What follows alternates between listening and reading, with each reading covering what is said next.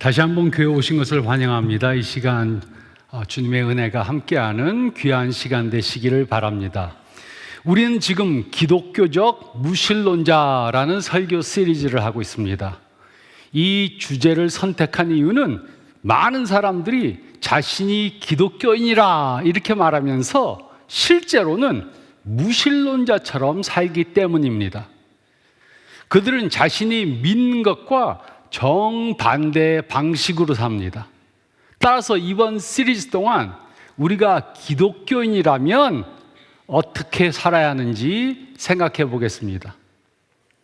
첫째 주에는 기독교인이라고 하면서 기도하지 않는 것에 대해 생각해 보았습니다. 그리고 오늘은 그 두 번째로 기독교인이라고 하면서 전도하지 않는 것에 대해 생각해 보겠습니다. 우리는 기독교인으로서 영생을 얻기 위해 누구든 예수 그리스도를 구세주로 영접해야 한다, 이 사실을 믿습니다. 그러나 이 사실을 믿는다고 고백하는 많은 그리스도인들이 정작 복음을 전하지는 않습니다. 제가 신학교를 다닐 때 전도학 과목을 수강한 적이 있었습니다. 그 과목을 가르치신 교수님은 우리가 전도하기 위해서 누군가의 집을 두드릴 때 두드리기 전에 반드시 그 집에 있는 사람을 위해 먼저 기도해야 한다, 이렇게 가르쳐 주셨습니다. 그 과목을 수료하려면 3명씩 조를 짜서 아무도 모르는 사람 집에 가서 전도해야 했습니다. 저는 낯선 사람의 문을 두드리는 것이 너무 두려웠습니다. 그래서 그 교수님 말씀대로 문을 두드리기 전에 그 집에 사는 사람을 위해 간절히 기도했습니다. 하나님, 제발 이 집에 아무도 없게 해주세요. 많은 기독교인들이 이처럼 전도하는 것을 두려워합니다. 우리가 전도하는 것을 두려워하는 이유에는 여러 가지가 있을 수 있습니다. 첫째는 전도하려는 대상이 화를 내거나 불쾌해 할까 생각해서입니다. 전도를 하려고 하는데 그 사람이 기분 나빠하면 어떻게 하나 걱정합니다.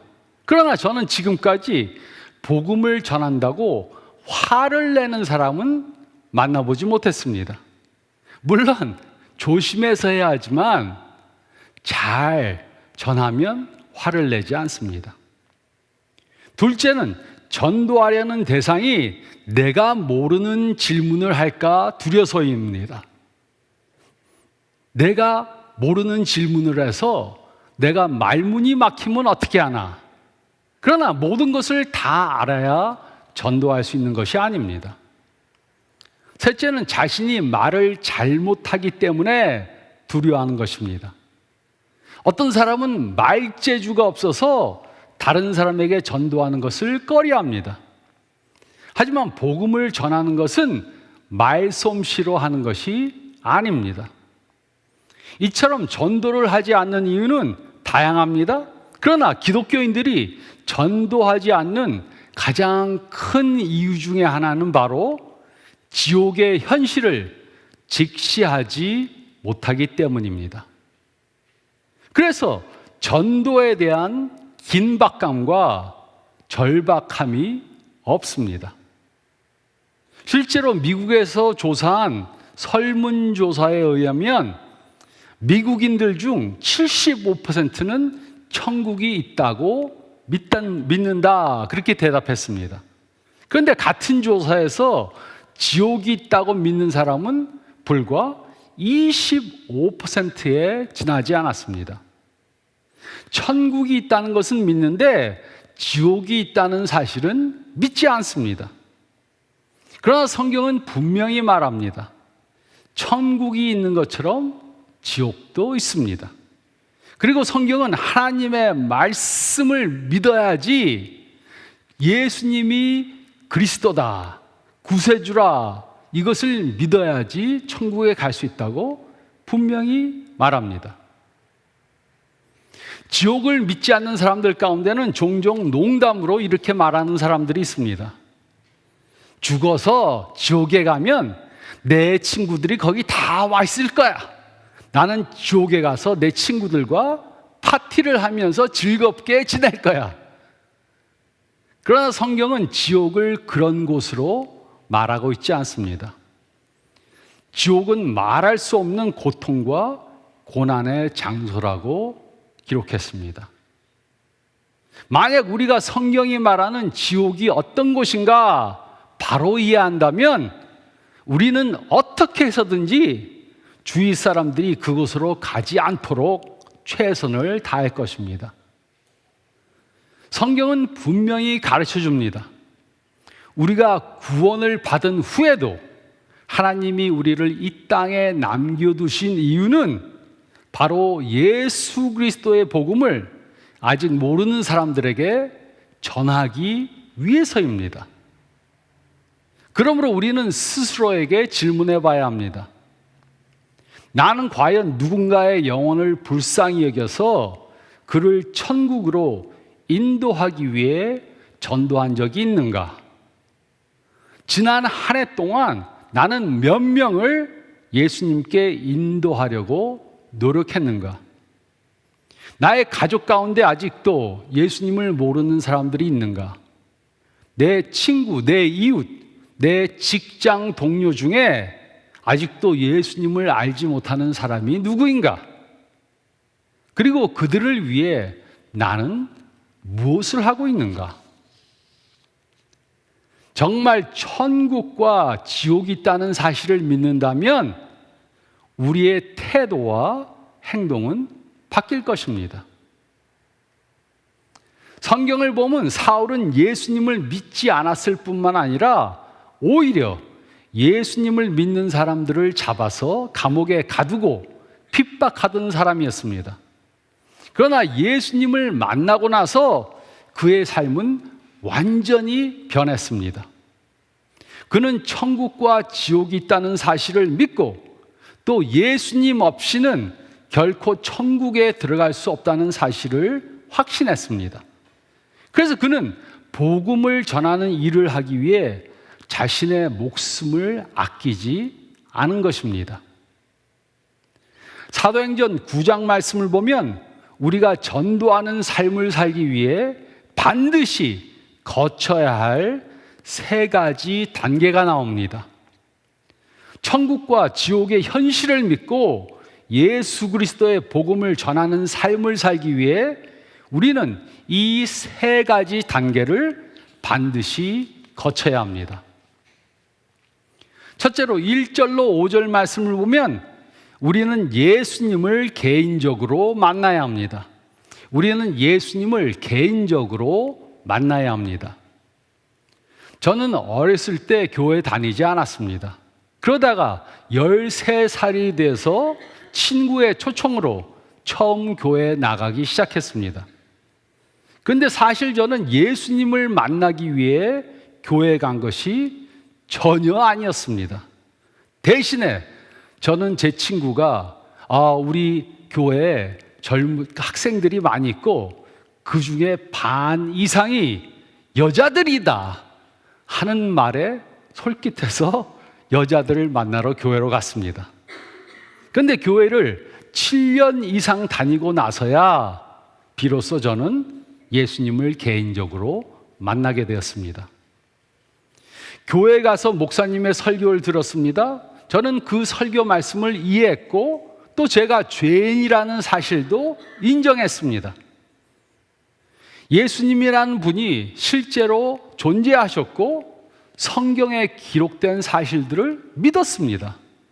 그래서 저는 스스로 나는 교회 다니는 그리스도인이라 이렇게 생각했었습니다.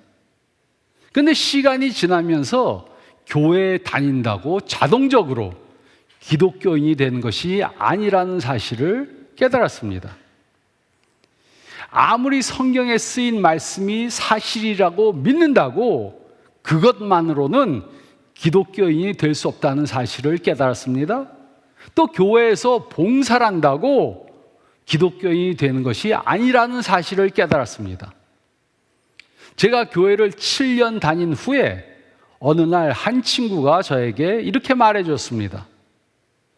기독교인이 되려면 반드시 예수님을 자신의 구세주로 영접해야 한다. 이렇게 말했습니다. 그 말을 듣고 곰곰이 생각해 보니까 저는 그때까지 예수님을 저의 구세주로 모신 적이 없었습니다. 그래서 저는 예수님을 영접하는 기도를 드렸고 그때부터 비로소 예수님의 제자가 되었습니다. 이것이 사울이 경험한 것입니다. 1절과 2절은 다음과 같이 기록했습니다. 사울이 주의 제자들에 대하여 여전히 위협과 살기가 등등하여 대제사장에게 가서 다메섹 여러 회당에 가져갈 공문을 청하니 이는 만일 그 도를 따르는 사람을 만나면 남녀를 막론하고 결박하여 예루살렘으로 잡아오려 함이라. 사울의 회심 이야기는 그가 주의 제자들에 대해 여전히 위협과 살기가 등등했다는 말로 시작됩니다. 바울은 스데반을 돌로 쳐서 죽이는 일에 앞장을 섰고 그 후에도 계속해서 예루살렘에 있는 그리스도인들을 핍박했습니다. 그것도 모자라 그는 대제사장에게 가서 다메섹 여러 회당에 가져갈 공문을 받았습니다. 그는 다메섹에 가서 그곳에 있는 예수님을 따르는 사람들을 남멸막론하고 결박해서 예루살렘으로 잡아오려고 했습니다. 사울은 예수님에 대해 들어서 알고 있었습니다. 예수라는 사람이 자신을 구세주라고 주장하다가 십자가에 달려 죽었다는 사실을 알고 있었습니다. 하지만 예수님이 인류를 구원하신 구세주라는 사실은 믿지 않았습니다. 그래서 그는 예수님을 구세주로 믿는 사람들을 핍박했습니다. 그는 여러 도시들을 다니면서 그리스도인들을 체포해서 감옥에 집어넣습니다. 그리고 그는 지금 예수님을 믿는 사람들을 잡으러 다메섹으로 가고 있던 중이었습니다. 3절로 5절은 다음과 같이 기록했습니다. 사울이 길을 가다가 다메섹에 가까이 이르더니 호련히 하늘로부터 빛이 그를 둘러 비추는지라 땅에 엎드러져 들음에 소리가 있어 이르시되 사울아 사울아 내가 어찌하여 나를 박해하느냐 하시거늘 대답하되 주여 누구시나이까 이르시되 나는 내가 박해하는 예수라. 사울이 다메섹 가까이 갔을 때 갑자기 하늘에서 빛이 비추고 하늘로부터 음성이 들려왔습니다. 그것을 보고 사울은 놀라서 땅에 엎드려졌습니다. 그때 하늘에서 그를 부르는 소리가 들렸습니다. 사울아 사울아 내가 어찌하여 나를 박해하느냐. 사울은 순간 완전히 혼란에 빠졌습니다. 그는 하나님을 대적하려고 한 것이 아닙니다. 오히려 그는 자신이 하나님의 율법을 수호한다고 생각했습니다. 그는 떨리는 목소리로 물었습니다. 주여 당신은 누구십니까? 그리고 그 순간 사울은 전혀 예상하지 못했던 대답을 들었습니다. 나는 내가 박해하는 예수라. 바울은 충격을 받았습니다. 그는 예수라는 사람이 자신이 메시아라고 주장하다가 십자가에 달려 죽었다고 믿었습니다. 그러나 지금 그는 부활하신 예수님을 직접 만났습니다. 이것이 바로 바울이 예수님을 처음 만난 순간이었습니다. 그 후 그는 예수님이 누구인가 분명히 깨닫게 되었습니다. 그는 예수님이 모든 사람들의 죄를 용서해 주시기 위해 죽으셨고 부활하신 구세주라는 사실을 믿게 되었습니다. 그러므로 우리도 예수님의 복음을 전하는 사람들이 되려면 무엇보다도 먼저 예수님을 개인적으로 만나야 합니다.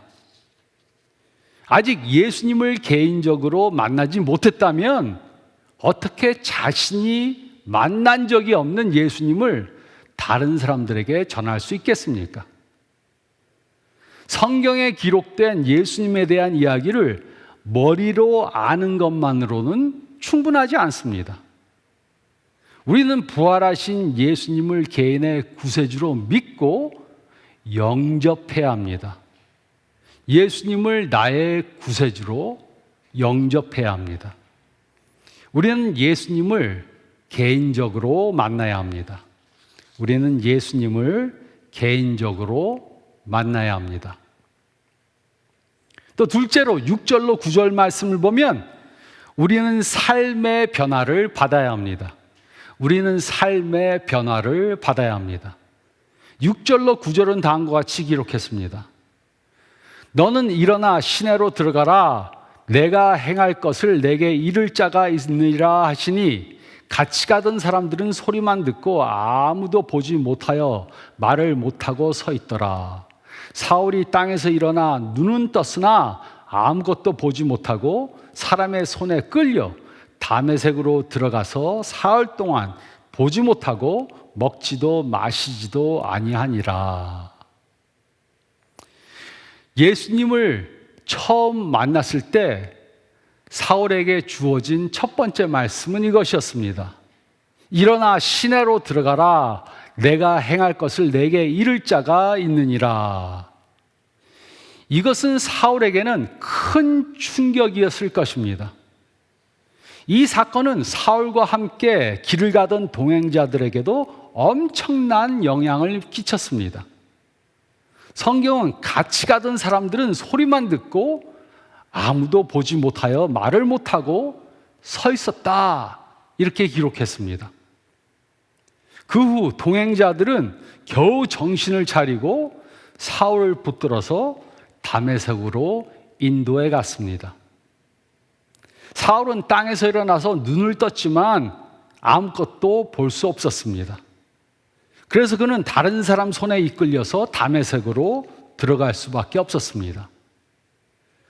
그는 예수님을 처음 만난 후에 시력을 잃은 채 3일 동안 다메섹에서 더 많은 지시를 기다리며 먹지도 마시지도 않았습니다. 예수님은 사울에게 앞으로 그가 할 일이 있다고 말씀해 주셨습니다. 그것은 바로 이방인들에게 예수 그리스도의 복음을 전하는 것이었습니다. 그러나 예수님은 사울에게 믿은 직후 곧바로 그 일을 하도록 하지 않으셨습니다. 사울의 이후의 삶을 보면 그는 예수님을 만난 후 처음 3년 동안은 어떤 사역도 하지 않았습니다. 그렇다면 그 3년 동안 사울은 무엇을 했습니까?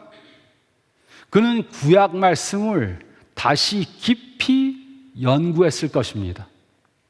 그동안 자신이 믿고 있던 신학을 재점검했을 것입니다. 그는 무엇보다도 예수님과 친밀한 교제를 쌓는 시간을 가졌을 것입니다. 그는 그 3년의 기간을 지적으로, 관계적으로 또 영적으로 변화되는 시간으로 삼았을 것입니다. 그는 이 기간을 통해 완전히 새로운 사람이 되었고 심지어 그의 이름까지도 사울에서 바울로 바꿨습니다. 바울처럼 예수님의 복음을 전하는 삶을 살기 위해 우리도 삶의 변화를 받아야 합니다. 우리가 예수님의 복음을 가장 효과적으로 전할 수 있는 방편은 지적 논쟁이 아닙니다. 복음을 전하는 가장 강력한 방법은 바로 우리의 변화된 삶입니다. 왜냐하면 변화된 삶에 대해서는 그 누구도 반박할 수 없기 때문입니다. 이것이 바울이 복음을 전할 때 사용했던 방법이었습니다. 그는 한때 예수님을 믿던 사람들을 핍박하던 사람이었습니다. 그러나 예수님을 만난 후 그는 완전히 변화된 삶을 살았습니다. 그리고 이것이 바로 그가 복음을 가장 신빙성 있게 전하는 증거가 되었습니다. 이와 마찬가지로 우리도 예수님을 믿는다면 반드시 삶이 변화되어야 합니다.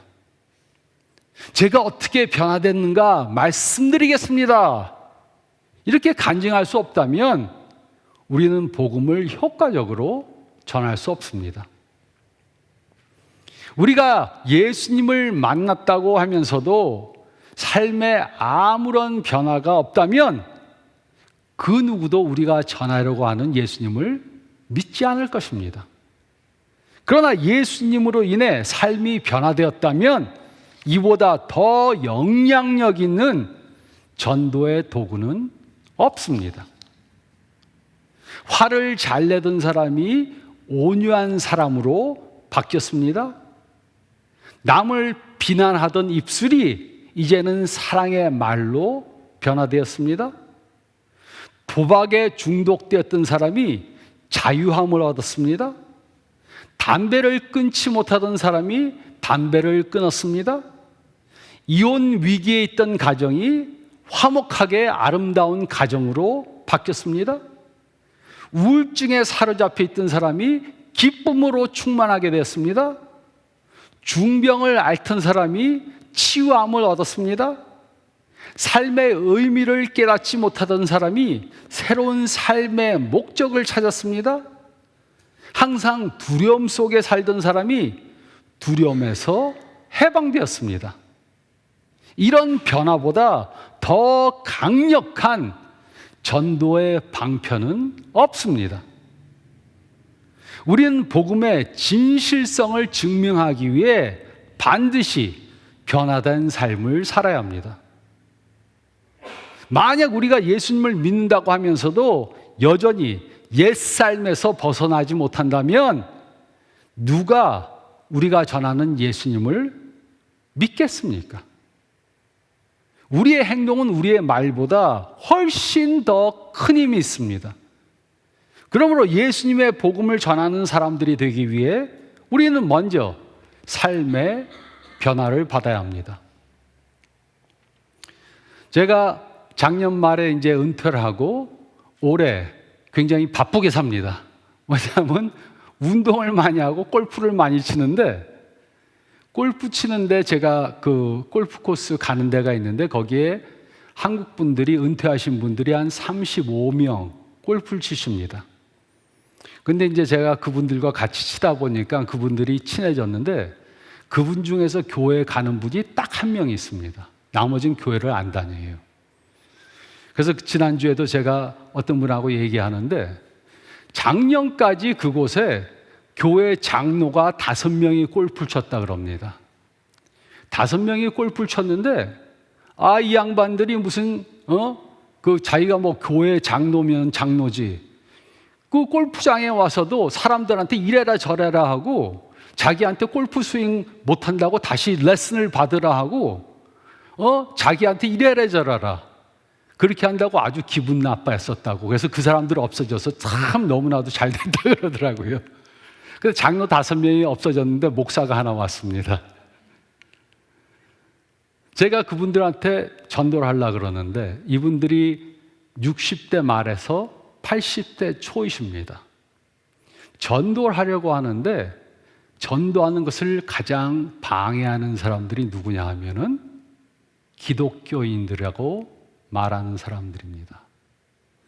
그 사람들이 변화되지 못한 행동을 하고 예수님을 닮아가지 않았기 때문에 제가 말하는 것을 굉장히 의심쩍어 그렇게 듣습니다.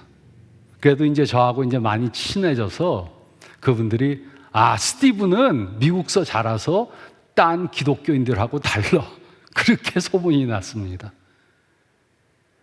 기독교인이면 예수님을 닮아가야 되는데 삶이 변화되지 않으면 절대로 전도할 수 없습니다. 요즘에 한국에 젊은 사람들이 교회를 나가지 않는 이유는 변화되지 못한 삶을 사는 기독교인들 때문입니다. 저는 그렇게 확실히 믿습니다. 그래서 우리가 전도하는 삶을 살려면 우리는 삶의 변화를 받아야 합니다. 우리는 삶의 변화를 받아야 합니다. 그리고 셋째로 10절로 16절 말씀을 보면 우리는 모든 것을 전부 다 희생해야 합니다. 우리는 모든 것을 전부 다 희생해야 합니다. 10절로 16절은 다음과 같이 기록했습니다.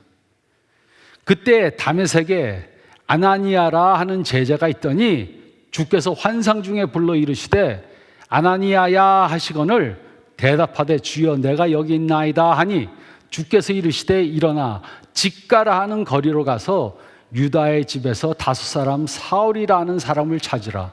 그가 기도하는 중이니라. 그가 아나니아라 하는 사람이 들어와서 자기에게 안수하여 다시 보게 하는 것을 보았느니라 하시거늘 아나니아가 대답하되 주여 이 사람에 대하여 내가 여러 사람에게 듣사온즉 그가 예루살렘에서 주의 성도에게 적지 않은 해를 끼쳤다 하더니 여기서도 주의 이름을 부르는 모든 사람을 결박할 권한을 대제사장들에게 받았니라 하거늘 주께서 이르시되 가라 이 사람은 내 이름을 이방인과 임금들과 이스라엘 자손들에게 전하기 위하여 택한 나의 그릇이라.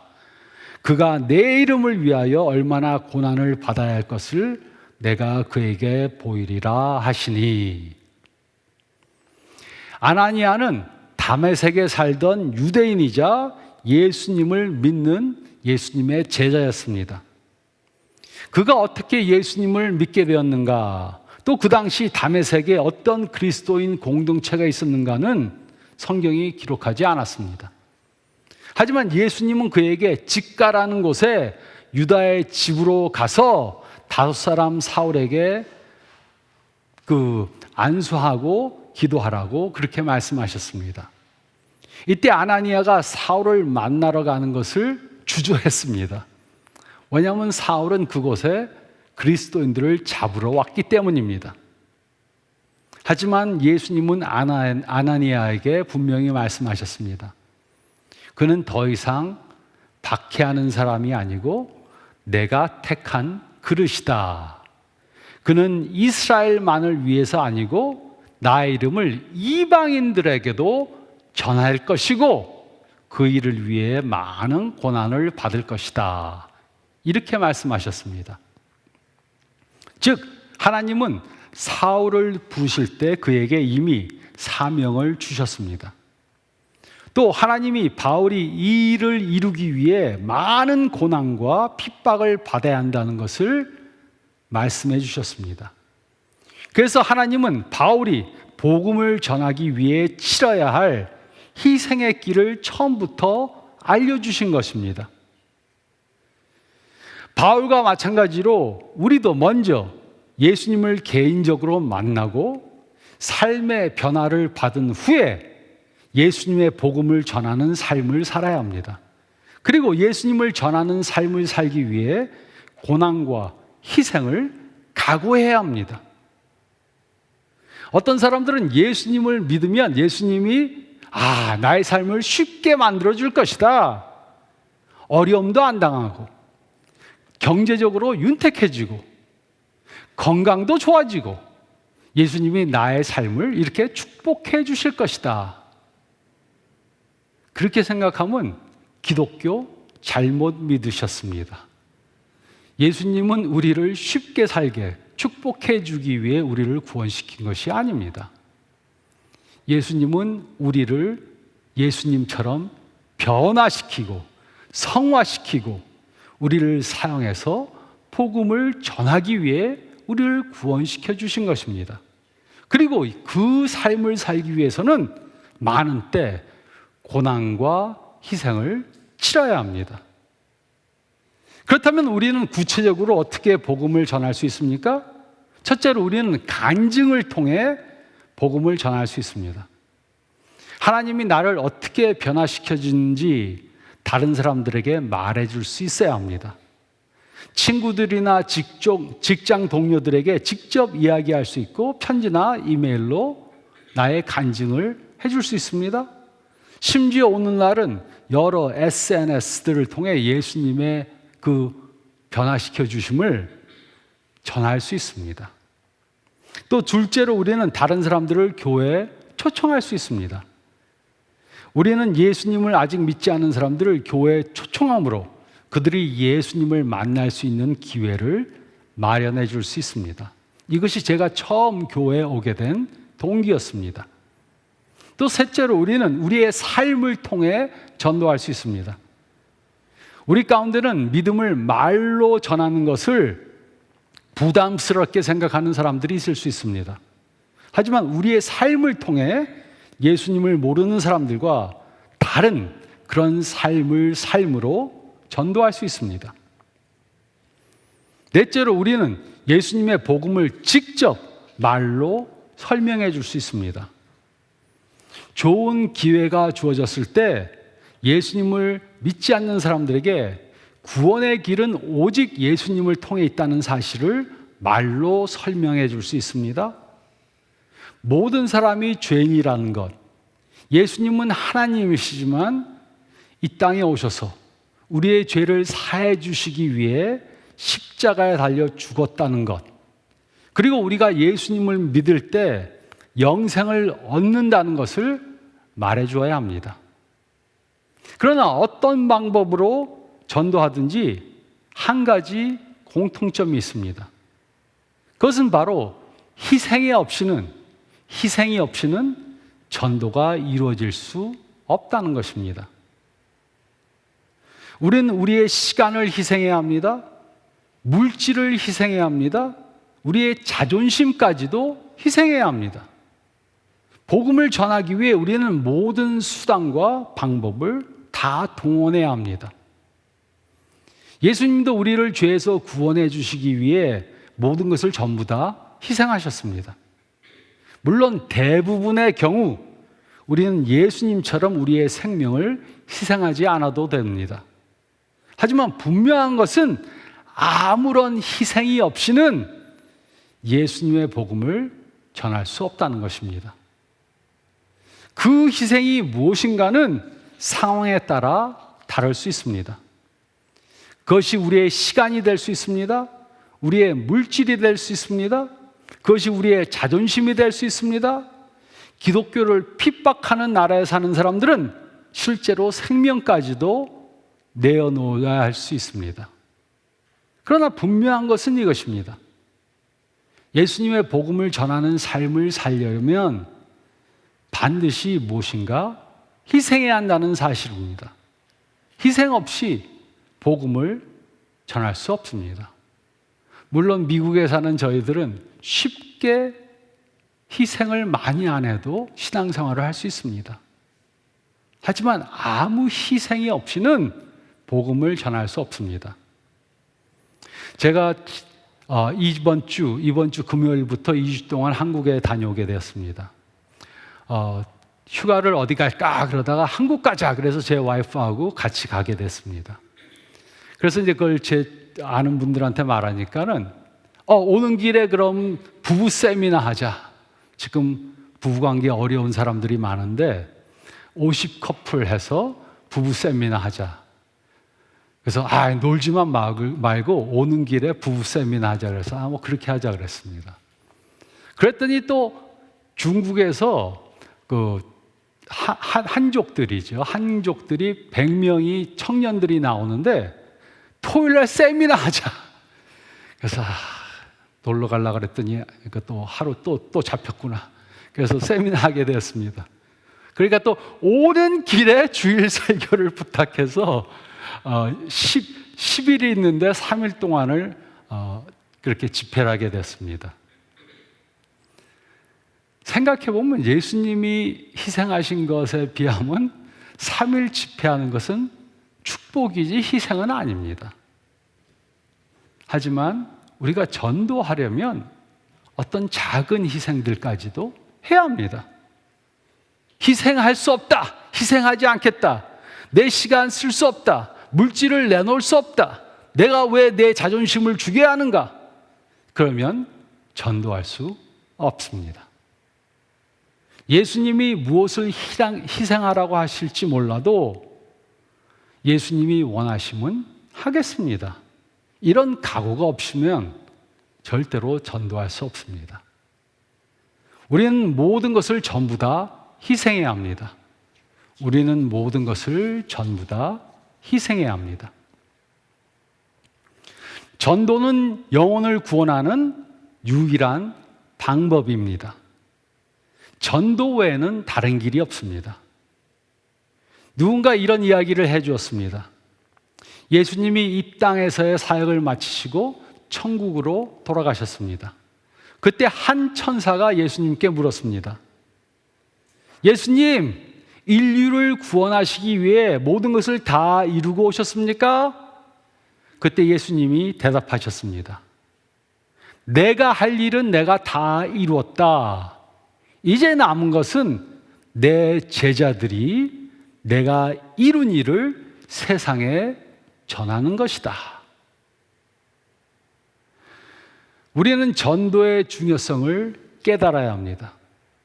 우리가 예수님의 복음을 전하지 않으면 우리 주위의 사람들은 결코 예수님에 대해 알 수 없습니다.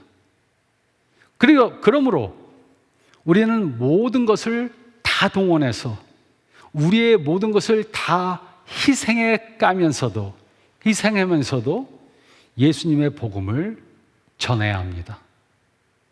이처럼 전도의 중요성을 인식하고 하나님이 우리들에게 주신 모든 것들을 다 동원해서 영생의 복음을 전하는 저와 여러분들이 되시기를 예수님의 이름으로 축원드립니다.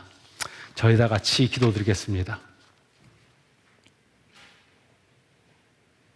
잠깐 머리를 숙이시고 오늘 말씀 다시 한번 묵상해 보시기 바랍니다. 내 주위에 있는 사람들 가운데 아직 예수님을 모르는 사람이 누구인가? 나의 가족 중에, 친척 중에, 친구 중에, 직장 동료 중에, 또 가게 오는 손님 중에 아직 예수님을 모르는 사람이 누구인가? 그분들을 위해서 기도하면서 저의 변화된 삶을 보여줌으로 또 예수님이 무엇인가 희생하라 하시면 기꺼이 희생하면서 그분들을 위해 복음을 전하는 한 주간의 삶이 될 수 있도록 도와주시고 그렇게 사는 저의 인생이 되게 도와주세요. 이 세상에서 다른 열매를 맺으려고 하는 것보다 영적 소산을 거두는 그러한 삶을 살게 도와주세요. 기도하며 한 주간 또 보내시기 바랍니다. 제가 기도드리겠습니다. 주님 감사합니다. 오늘 말씀을 통해 전도의 중요성을 다시 한번 깨달을 수 있도록 도와주심을 감사드립니다. 예수님이 없이는 천국에 갈 수 없다 믿으면서도 저희 주위에 아직 예수님을 모르는 사람들이 많은데도 그분들의 영혼에 대한 안타까움이 없고 전도하려고 하지 않는 저희들을 꾸짖어 주시고 책망해 주시고 그런 삶에서 벗어나게 도와주시옵소서. 우리의 가진 것 희생하면서까지도 복음을 전하는 삶을 도와주시고 한 명의 영혼이 돌아올 때 예수님을 믿을 때 어떤 삶의 가치를 느낄 수 있는가, 어떤 환희를 느낄 수 있는가, 그것을 경험하는 우리의 삶을 살도록 도와주시고 역사해 주시옵소서. 오늘 하루 또 이번 한 주, 한 달 저의 남은 생애를 이 일을 위해 살게 도와주시고 우리를 사용해 주시옵소서. 간절히 바라올 때 이 모든 말씀 우리 주님 예수 그리스도 이름 받들어 간절히 기도드렸사옵나이다. 아멘.